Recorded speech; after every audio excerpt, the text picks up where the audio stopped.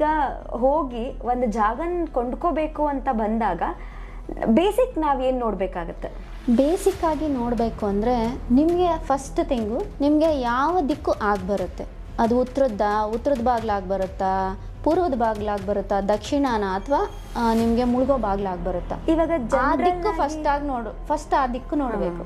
ಮುಖ್ಯವಾಗಿ ಮನೆ ಬಾಗಿಲು ಯಾವಾಗಲೂ ರೋಡ್ ಹೆಂಗಿದ್ರೆ ಹಂಗೆ ಮನೆ ಬಾಗಿಲಿದ್ರೆ ತುಂಬ ಒಳ್ಳೆಯದು. ವಾಸ್ತು ದೋಷಗಳು ತುಂಬ ಕಡಿಮೆ ಆಗುತ್ತೆ.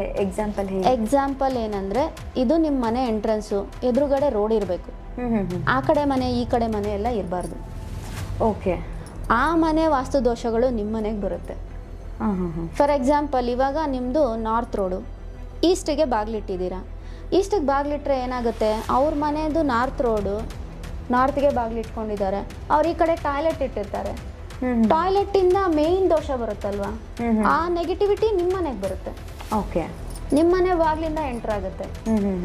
ಈ ಥರ ಎಲ್ಲ ಇರೋದ್ರಿಂದ ನೀವು ಯಾವಾಗಲೂ ಎಂಟ್ರೆನ್ಸ್ ಎಲ್ಲಿರುತ್ತೋ ಆ ಕಡೆಗೆ ರೋಡ್ ಇದ್ದರೆ ತುಂಬ ಒಳ್ಳೆಯದು.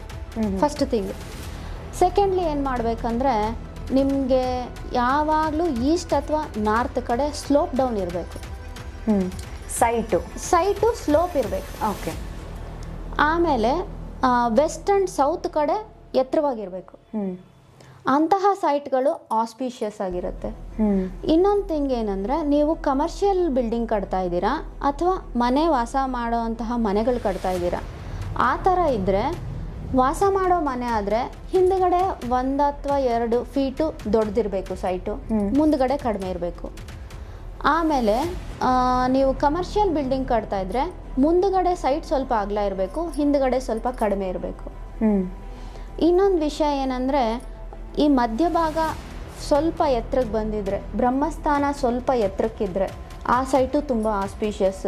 ಬ್ರಹ್ಮಸ್ಥಾನ ಯಾವಾಗಲೂ ಒಳಗಡೆ ಇರಬಾರ್ದು, ಅದು ತುಂಬ ಡೇಂಜರಸ್ಸು. ಸೌತು ಯಾವಾಗಲೂ ಡೌನ್ ಇರಬಾರ್ದು, ಅದು ತುಂಬ ಡೇಂಜರಸ್ಸು.